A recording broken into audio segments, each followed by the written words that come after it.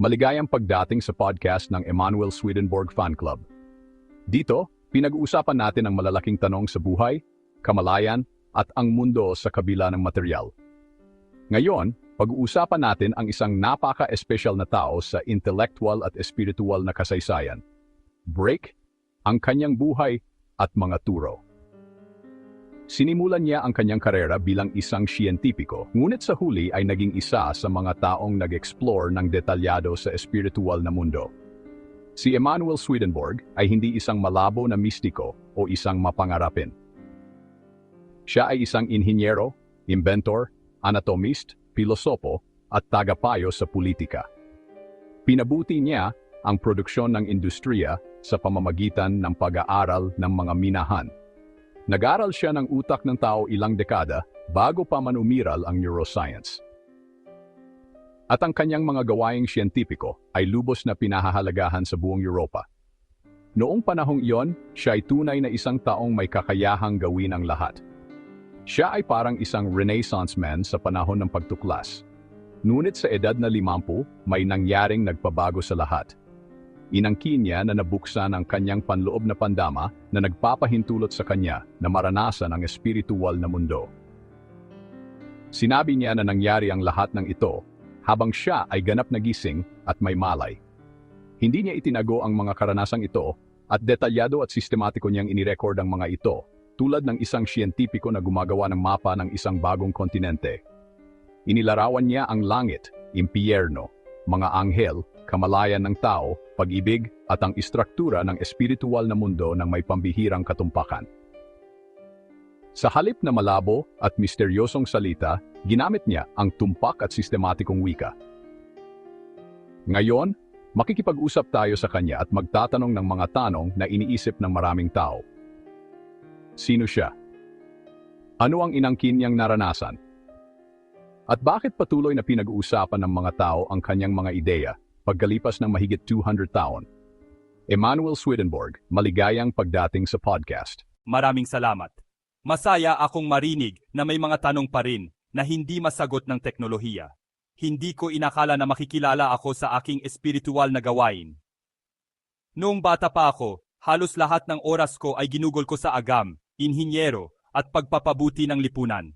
Akala ko ang pag-unawa sa natural na mundo ay isang paraan upang maunawaan ang karunungan ng Diyos. Para sa akin, hindi magkahiwalay ang agam at espiritualidad. Ito ay dalawang magkaibang wika lamang na nagpapaliwanag sa iisang katotohanan. Kahit nagbago ang aking karanasan, hindi ko tinanggihan ang agam o lohika. Naharap lang ako sa mga karanasang hindi maipaliwanag ng lohika, ngunit hindi rin matatanggihan.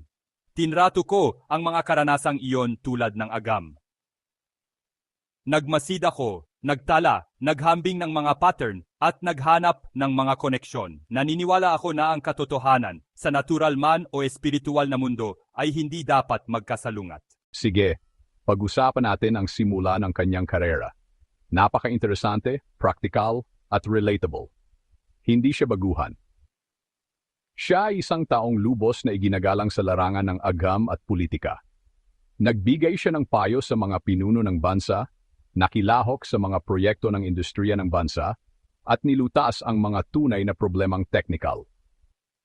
Ano ang nagpasiklab sa kanyang mga unang hilig? Ambisyon ba ito, kuryosidad, o may mas malalim pa? Ang pagiging mausisa ang laging nagtutulak sa akin. Yan ang aking pangunahing motibasyon. Gusto kong maintindihan ang lahat, mula sa maliliit na bahagi ng katawan ng tao hanggang sa pag-ikot ng mga planeta sa kalawakan. Gusto kong malaman kung paano gumagana ang lahat. Naisip ko na may mga batas ang paglikha. Kung nilikha ng Diyos ang universo, dapat itong magpakita ng karunungan, istruktura, at kaayusan. Nag-aral ako ng matematika, mekanika, anatomiya, at natural na pilosopya. Dahil pakiramdam ko, iisa lang ang katotohanan saan man ito lumitaw. Habang sinusuri ko ang utak, tinanong ko ang sarili ko kung paano konektado ang kamalayan sa materya. Kumbinsido ako na ang utak ng tao ay higit pa sa biology lang, pero hindi ko pa rin maintindihan kung paano gumagana ang koneksyon na iyon. Hindi ko tiningnan ang agam at espiritualidad bilang magkaaway. Sa tingin ko, dalawang magkaibang paraan lang sila para ipaliwanag ang iisang katotohanan. Ngayon, Ito ang bahagi kung saan nagbabago ang kanyang buhay.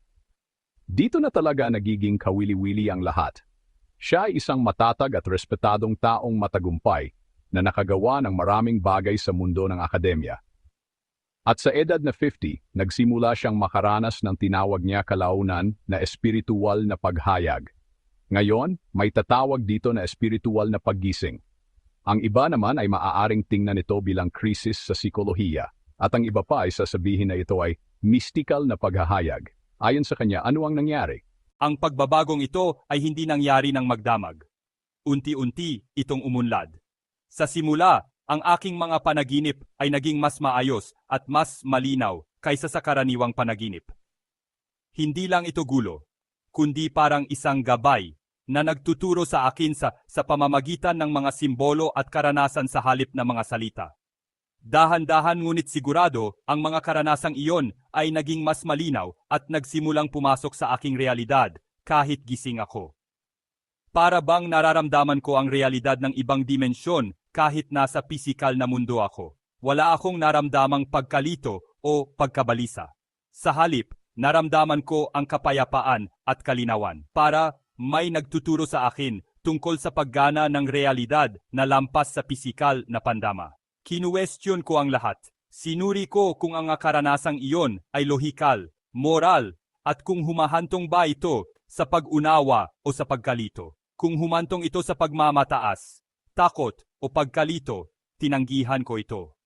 Kung humantong ito sa kalinawan, pagpapakumbaba at pag-unawa, pinakinggan ko ito. Tinrato ko ang mga espiritual na karanasan na parang mga obserbasyon sa agam. Madalas akong tanungin kung nagduda ba ako sa sarili ko noon.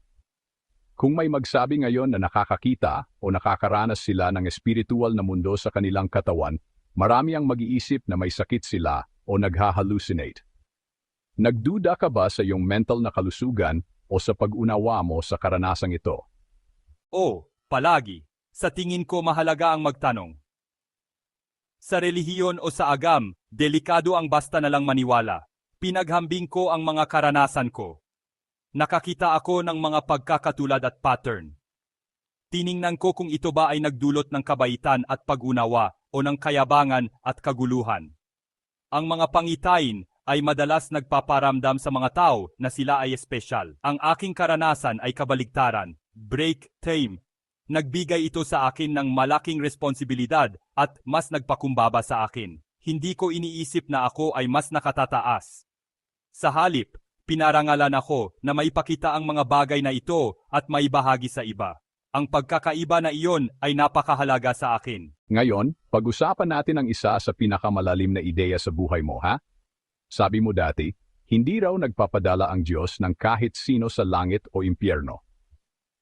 Iba yan sa nakasanayang turo ng relihiyon. Pwede mo bang ipaliwanag kung ano ang ibig sabihin niyan?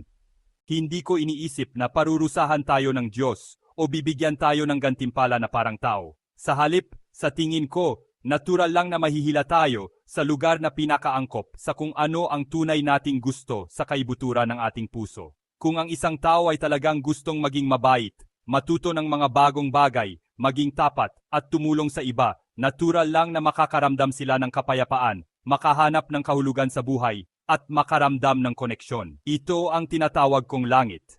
Kung ang isang tao naman ay gustong mangibabaw sa iba, maging makasarili o manakit ng tao, natural lang na magiging malungkot sila, balisa, at magkakaroon ng galit.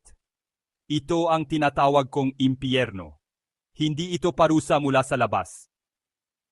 Ito ay akma lamang sa kung sino ang tao. Palagi tayong ginagabayan ng kung ano ang tunay nating gusto, alam man natin o hindi. Kaya, nagbabago talaga ang pananaw mo sa tama at mali. Hindi ka na lang sumusunod sa mga patakaran para hindi maparusyahan, kundi mas mahalaga na kung anong klase ka ng tao ang gusto mong maging. Iniisip mo ba ang buhay bilang paghahanda lang para makapasa sa isang pagsusulit o paghahanda para maging isang natatanging tao? Tama yan. Ganyan talaga. Ang buhay ay hindi isang pagsusulit na nagpapasya kung pasado ka o hindi. Ito ay isang proseso ng paglago. Ang mga pagpipilian mo, ang mga ugali mo, ang paulit-ulit mong desisyon, ang siyang magtatakda kung ano ang pinakamahalaga sa puso mo. At ang pinakamahalaga sa puso mo ang magtatakda kung saan kakabilang.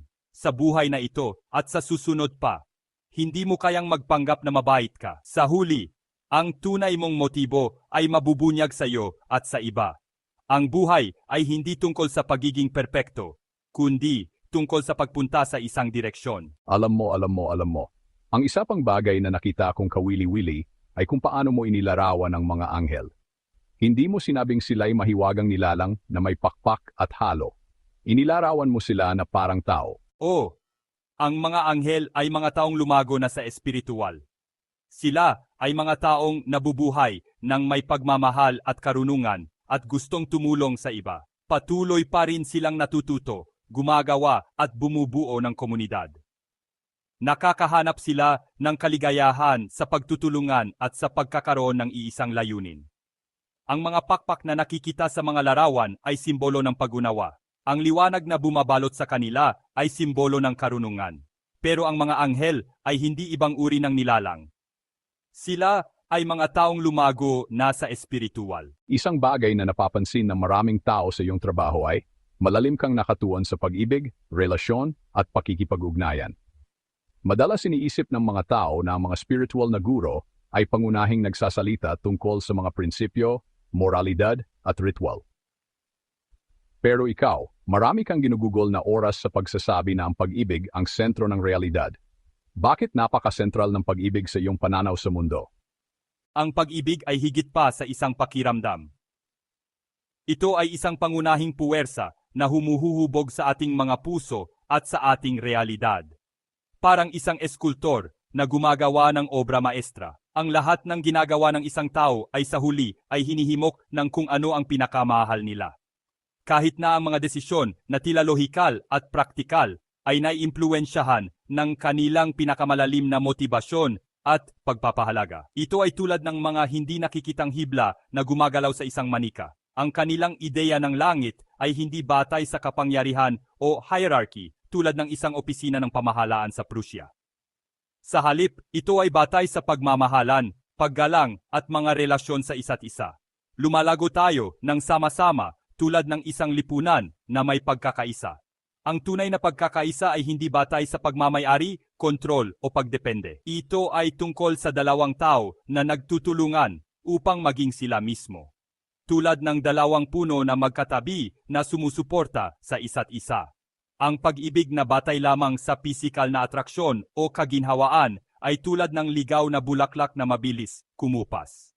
Ngunit, ang pag-ibig na batay sa isang linahaging layunin, paggalang at espiritual na paglago ay maaring magpatuloy lampas sa pisikal na katawan. Tulad ng isang lumang Danish na puno ng oak na nakatayo sa anumang bagyo. Sabi niya, minsan daw, nagpapatuloy ang relasyon kahit patay na ang isang tao. Pero hindi raw sa paraang iniisip ng karamihan. Para sa marami nakakaaliw ito, pero para sa iba, masakit din. Ano kaya ang nagpapasya kung magpapatuloy ba ang isang relasyon pagkatapos ng buhay ng katawan? Ang pinakamalalim at pinakatotoong koneksyon lang ang nagtatagal. Kung ang dalawang tao ay magkasama lang dahil sa nakasanayan, takot, o panggigipit ng iba, kadalasan, ang relasyon na iyon ay nagtatapos sa buhay na ito. Pero, kung ang dalawang tao ay konektado sa pamagitan ng totoong pag-unawa, paggalang sa isa't isa, at magkaparehong mga halaga, ang relasyon na iyon ay magpapatuloy at maaring mas lumalim pa. Sa espiritual na mundo, nagiging malinaw ang lahat. Unti-unting nagiging tapat ang mga tao sa isa't isa at inilalabas nila ang kanilang tunay na sarili at ang mga bagay na talagang gusto nila. Ang katapatang ito ang may malaking papel sa kung bakit nagpapatuloy ang ilang relasyon at ang iba naman ay natural na nagtatapos. Nagtataka kayo kung ano ang nasa kabilang buhay, di ba? Kaya pag-usapan natin ang mangyayari pagkatapos nating mamatay. Hindi ito tungkol sa biglaang paghuhukom o mabilis na pagbabago. Sa halip, ipapaliwanag nito ang mas mabagal na proseso. Ano sa tingin niyo ang unang mangyayari? Napansin ko, karamihan sa mga tao ay hindi alam na patay na sila kapag nangyari ito. Kadalasan, pakiramdam nila ay nagising sila sa ibang lugar. Nakikilala nila ang kanilang sarili at ang ibang tao. Ang kanilang pag-iisip at pakiramdam ay hindi nagbabago. Unti-unti, ang kanilang paligid ay nagiging salamin ng kanilang kalooban. Ang mga taong nagpapahalaga sa kabaitan at magandang relasyon ay napupunta sa lugar na sumasalamin doon. Ang mga taong gusto ng kontrol o kalungkutan ay unti-unting napupunta sa mga sitwasyong nagpapakita ng ganong estado. Walang biglaang pagbabago. Ito ay isang proseso ng unti-unting paghahanap sa sarili. Isa sa mga pangunahing turo mo ay kung paano basahin ang Biblia. Sabi mo maraming kuwento sa relihiyon ay mas simbolo kaysa sa kasaysayan. Bakit sa tingin mo napakalaga ng mga simbolo? Ang mga espiritual na katotohanan ay madalas mahirap ipaliwanag ng direkta. Alam mo ba, nakakatulong ang mga simbolo para maipasa ang malalim na ideya sa iba't ibang henerasyon at kultura. Ang mga kuwento ay puwedeng maghatid ng mga labanan sa loob ng sarili, kung paano maging mas mabuting tao, at mga espiritual na karanasan sa paraang hindi kayang gawin ng simpleng mensahe. Kung literal lang ang titingnan natin, baka hindi natin mapansin ang mensahe ng puso at espiritu sa likod ng kuwento.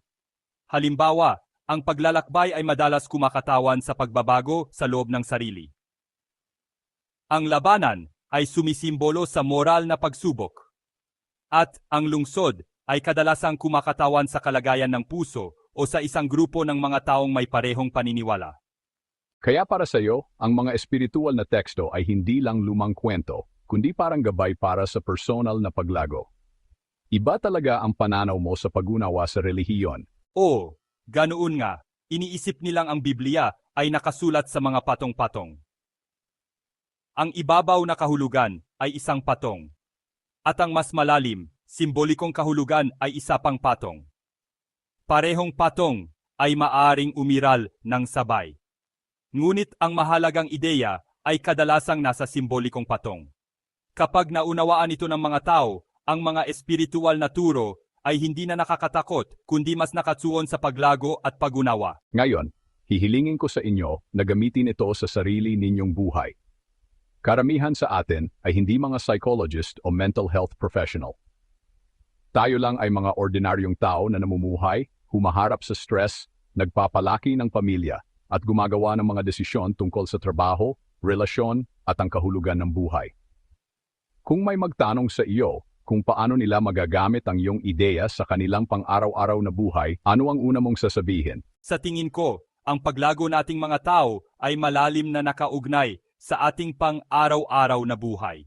Doon ito lumalabas. Ang ating mga pinipili, gawi, at paulit-ulit na ginagawa ang humuhubog sa ating pagkatao sa loob. Ang paglago bilang isang tao ay hindi lang tungkol sa paggawa ng mga relihiyosong bagay o pagdalo sa mga pagtitipon.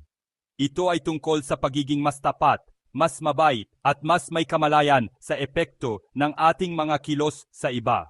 Mas mahalaga ang maliliit na bagay kaysa sa malalaking kilos.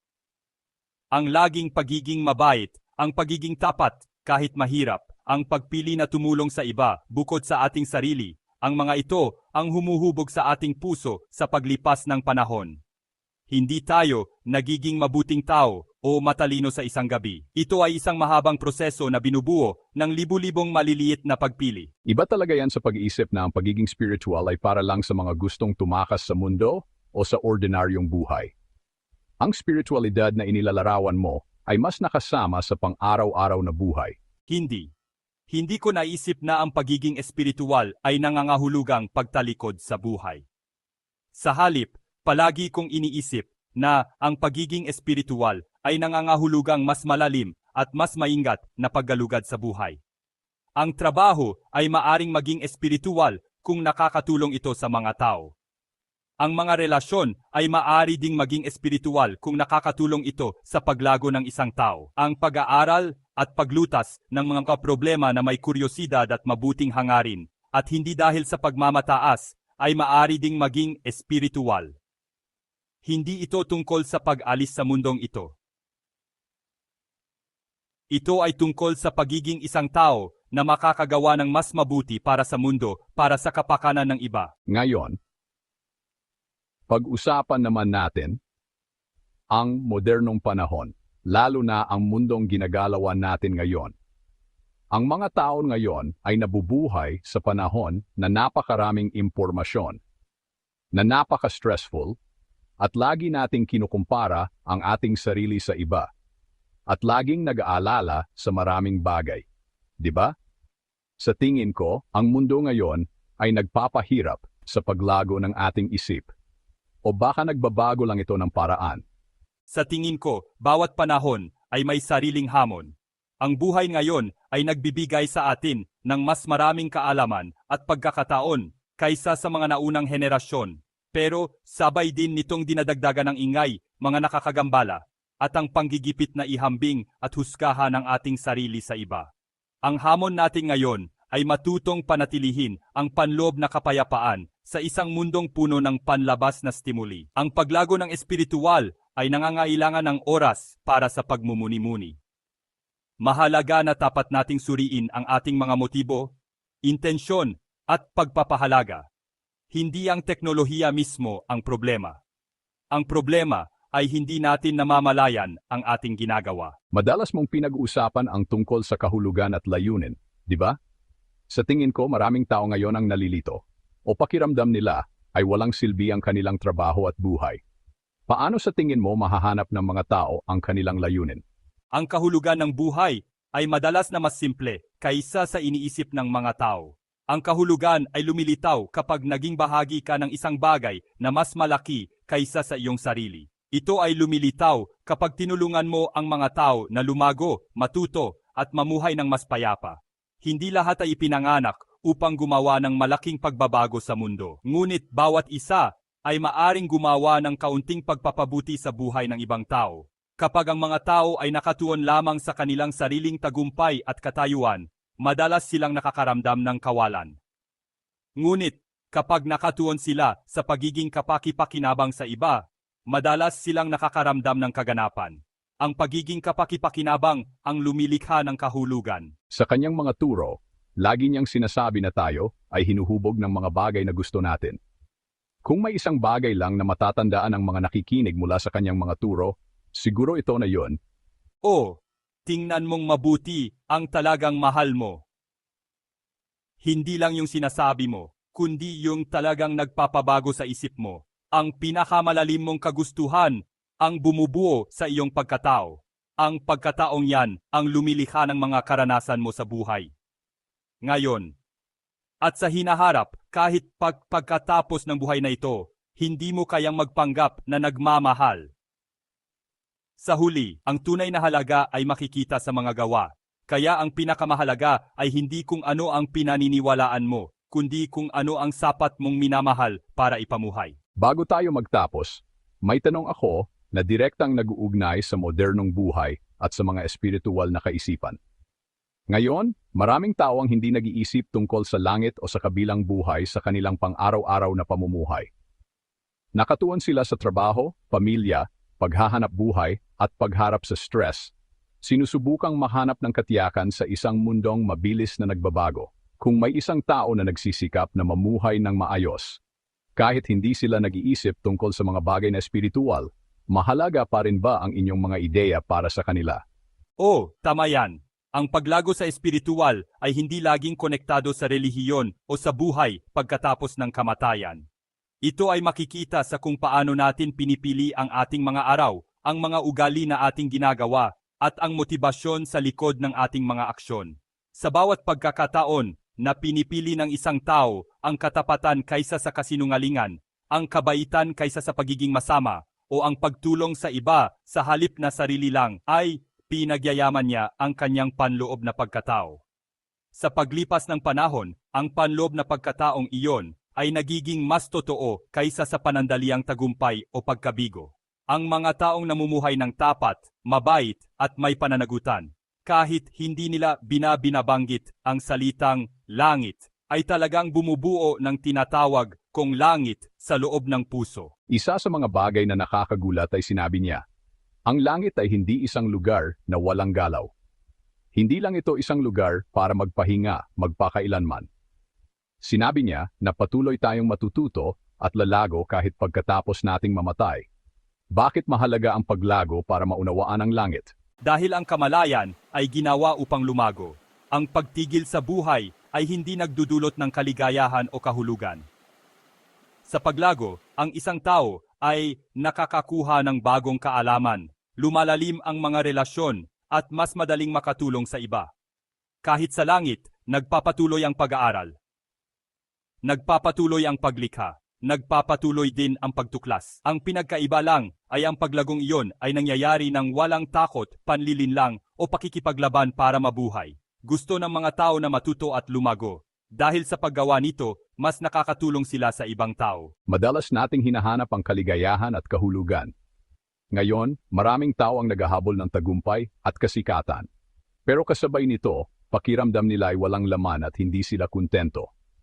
Bakit kaya mas nakapagpasaya at nakakapagbigay ng kahulugan ng kaligayahan kaysa sa kasikatan? Ang status ay galing sa labas, pero ang pagiging kapaki-pakinabang ay nasa relasyon mo sa ibang tao. Ang status ay kung paano ka nakikita ng iba. Ang pagiging kapaki-pakinabang naman ay kung paano mo naiimpluwensyahan ang ibang tao. Kung ang tao ay nakatuon lang sa status, ang self-esteem ay nagiging hindi matatag. Nagbabago ito batay sa paghahambing sa iba. Kapag ang tao ay nakatuon sa pagiging kapaki-pakinabang, agad itong nakikita.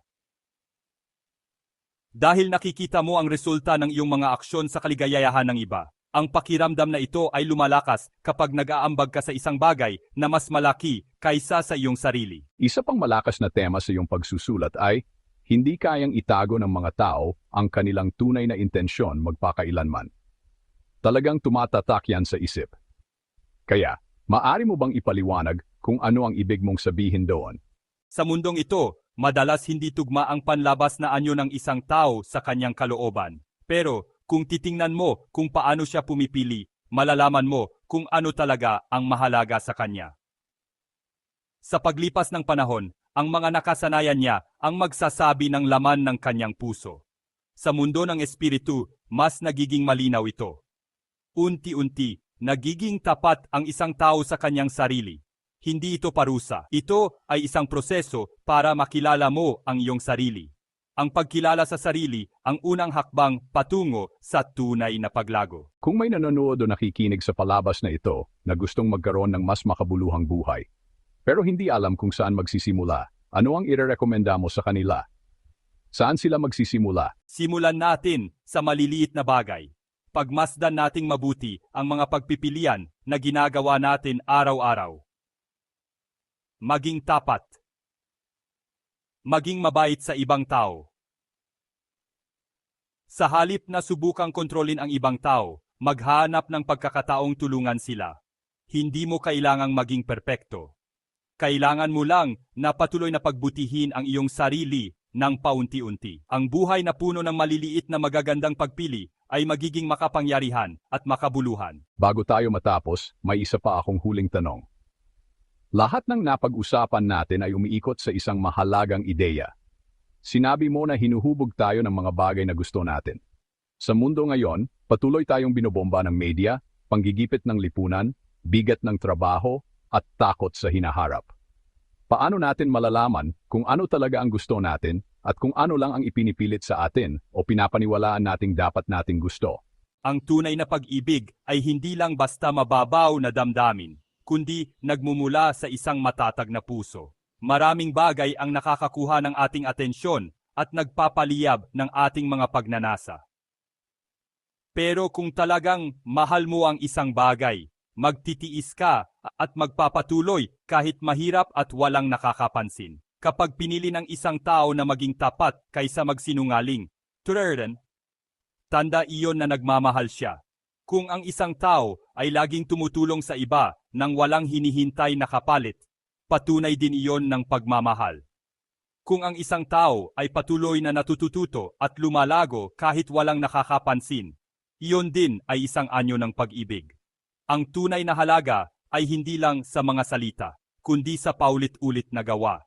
Dapat nating hanapin ang pagkakataong maglingkod sa iba at magpaubaya sa karunungan. Sa ganoon, makakahanap tayo ng kapayapaan at kaligayahan sa mundong ito at walang hanggang kaligayahan sa darating na mundo. Sa tingin ko, oras na para tapusin ang episode na ito. Hinamon tayo ni Emanuel Swedenborg sa ating mga ideya tungkol sa buhay, kamalayan, moralidad, at kahulugan. Kung titingnan natin ang kanyang mga ideya bilang espiritual na pananaw, philosophical na pananaw, o psychological na pagmuni-muni, hinihikayat tayo na magtanong ng mas malalim tungkol sa ating sariling buhay. Maraming salamat sa pagsama sa amin sa talakayang ito. Salamat sa pakikinig sa podcast ng Emanuel Swedenborg Fan Club. Ang website ay swedenborg.nefly.app. Mangyaring bisitahin kami para sa higit pang nilalaman. Hanggang sa susunod, manatiling mausisa, mag-isip, at mahalin ang